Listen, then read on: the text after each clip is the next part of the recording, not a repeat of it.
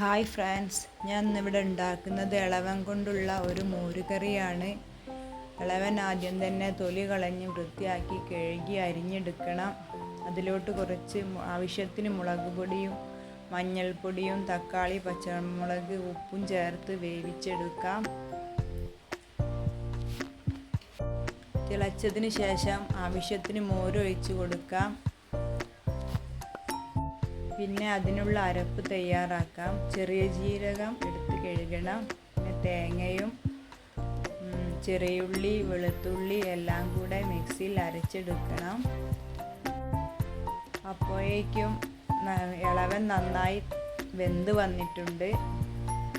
അതിലോട്ട് അരച്ച് വെച്ച തേങ്ങ ഒഴിച്ചു കൊടുക്കാം. യോജിപ്പിച്ചെടുക്കാം. നല്ലവണ്ണം കുറച്ച് തിളച്ചതിന് ശേഷം വറവ് ചെയ്ത് അതിലോട്ട് ഒഴിക്കാം. ചീനച്ചട്ടി ചൂടാകുമ്പോൾ വെളിച്ചെണ്ണ ഒഴിച്ച് കടുക് പൊട്ടിച്ച് കുറച്ച് ഉലുവയും കൂടെ ചേർത്ത് വറ്റൽമുളകും കറിവേപ്പിലയും കൂടെ ചേർത്ത് മൊരിയിച്ചെടുത്ത് അതിലോട്ട് ഒഴിച്ച് കൊടുക്കണം. വളരെ രുചികരമായ മോരുകറി ഇവിടെ റെഡിയായി കഴിഞ്ഞു. എല്ലാവരും ഒന്ന് ട്രൈ ചെയ്ത് നോക്കണം. ഇത് വളരെ നല്ലതാണ്, വയറിനും നല്ലതാണ്.